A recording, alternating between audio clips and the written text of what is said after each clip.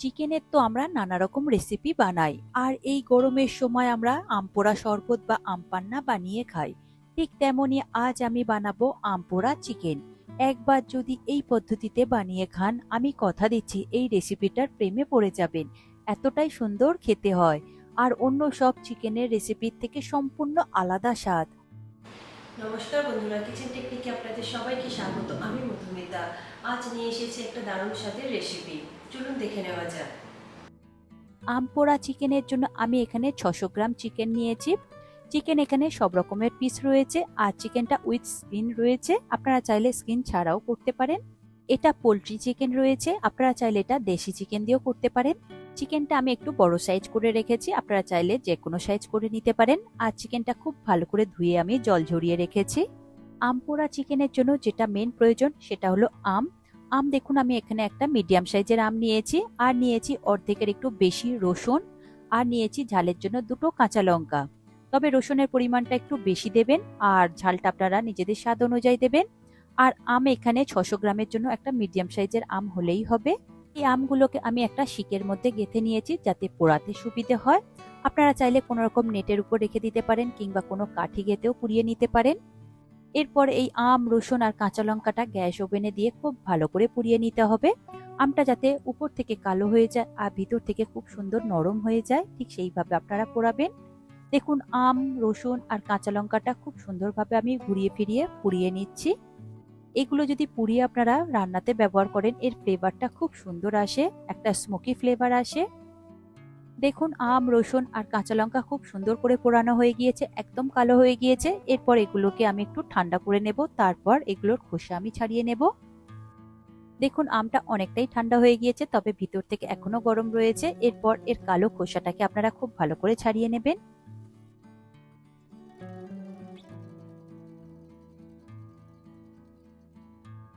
দেখুন, আমের কালো খোসাটা আমি ছাড়িয়ে নিয়েছি। এরপরে আমের এই পাল্পটাকে খুব সুন্দর করে বের করে নিতে হবে। তবে আমটা এখনো অনেকটাই গরম রয়েছে, তাই পাল্পটা বের করতে একটু অসুবিধা হচ্ছে। ঠান্ডা হয়ে গেলে আপনারা এই পাল্পটাকে খুব সুন্দর করে বের করে নেবেন।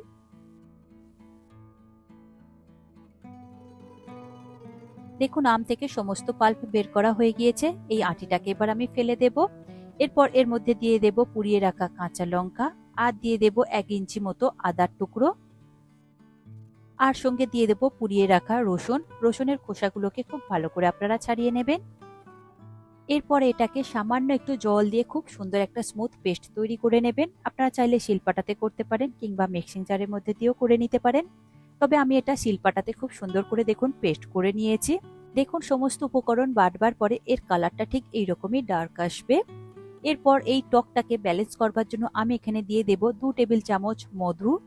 আপনারা এই রান্নাতে চিনি ব্যবহার করবেন না, মধু ব্যবহার করবেন, এতে করে টেস্ট আর ফ্লেভার কিন্তু বেশি সুন্দর আসবে। আর আম যদি খুব বেশি টক হয়, সেখানে আপনারা আরো 1 টেবিল চামচ মধু দিয়ে দেবেন। এরপর দিয়ে দেব 1 টেবিল চামচ কাসুন্দি। এরপর সমস্ত উপকরণ খুব ভালো করে মিশিয়ে নেব।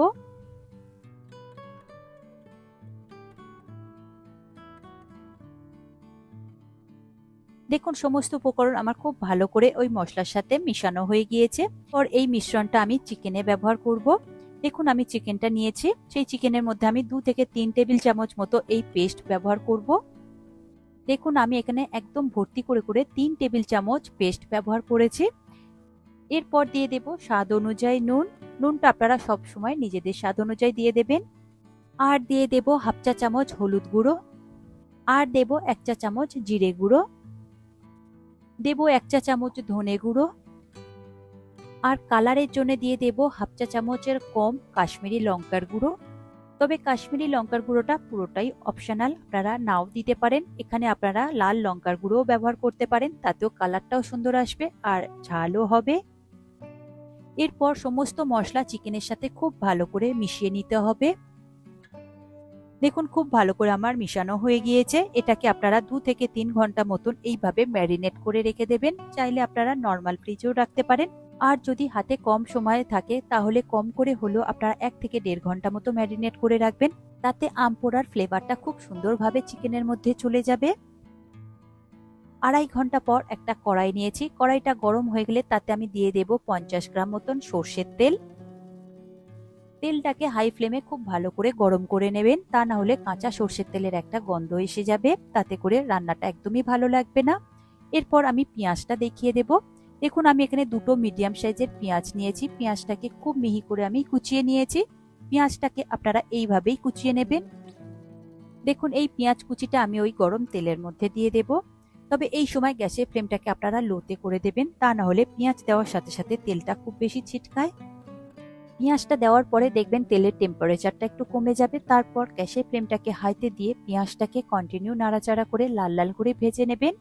পেঁয়াজ এইভাবে ছোট করে কাটলে পেঁয়াজটা তাড়াতাড়ি ভাজা হয়ে যায় আর গ্রেভিটাও খুব সুন্দর হয়। দেখুন পেঁয়াজ আমার লাল লাল করে ভাজা হয়ে গিয়েছে, ঠিক এই রকমই ভেজে নেবেন, এর থেকে বেশি কালো করে ভাজবেন না। দেখুন পেঁয়াজ ভাজা হয়ে গিয়েছে, এরপর এর মধ্যে দিয়ে দেব ম্যারিনেট করে রাখা চিকেন। তবে এখানে আর অন্য কোনো মশলার ব্যবহার করবার প্রয়োজন নেই, কারণ সমস্ত মশলা চিকেনের মধ্যে দেওয়া রয়েছে। চিকেন দেওয়ার পরে গ্যাসের ফ্লেমটাকে হাইতে করে দিয়ে চিকেনটাকে খুব ভালো করে কষিয়ে নিতে হবে।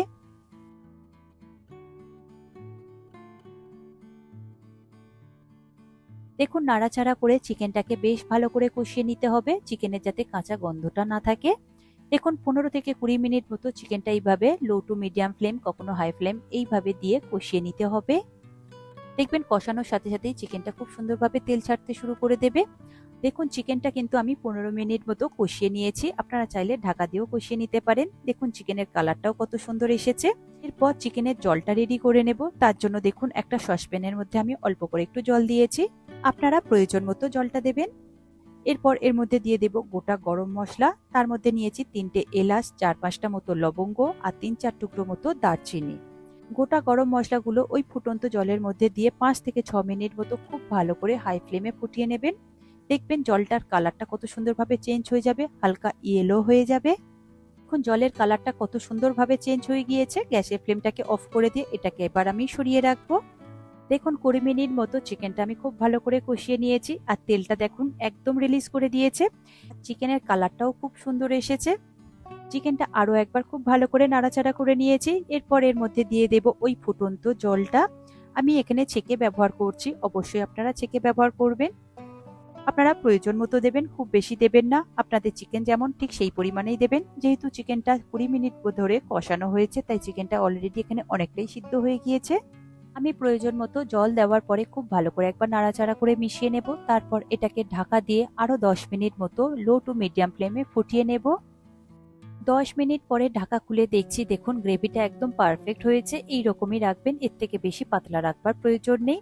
আর কালারটাও খুব সুন্দর এসেছে। একটু হালকা করে নাড়াচাড়া করে মিশিয়ে নিয়েছি, গ্যাসের ফ্লেমটাকে আমি বন্ধ করে দিয়েছি। এরপর উপর থেকে দিয়ে দেব 2-3টে মতন কুচিয়ে রাখা কাঁচা লঙ্কা আর দিয়ে দেব অল্প করে একটু ধনেপাতা কুচি। দেওয়ার পরে খুব ভালো করে একবার মিশিয়ে নেব। মিশানো হয়ে গেলে এটাকে আপনারা ঢেকে রেখে দেবেন 2 থেকে 3 মিনিট মতো স্ট্যান্ডিং টাইমে। 3 মিনিট পরে এটা ঢাকা খুলে আমি দেখুন পরিবেশন করে নেব। দেখুন স্ট্যান্ডিং টাইমে রাখবার পরে আমি একটা বোলের মধ্যে এটাকে পরিবেশন করে নিয়েছি। দেখুন চিকেনের কালারটা কত সুন্দর এসেছে আর দেখুন গ্রেভির স্ট্রাকচারটা কতটা সুন্দর এসেছে। খেতে কিন্তু অসম্ভব সুন্দর হয়েছে।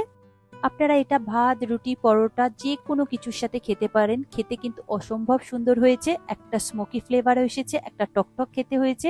ঠিক যেমন আমপোড়া শরবতটা একটা স্মোকি ফ্লেভার পাই, ঠিক সেই রকমই একটা স্মোকি ফ্লেভার এই চিকেনের মধ্যে আছে। আপনারা অবশ্যই এইভাবে একবার বানিয়ে দেখবেন আর আমাকে কমেন্ট করে জানাবেন যে কেমন লাগলো আপনাদের এই নতুন রেসিপিটি।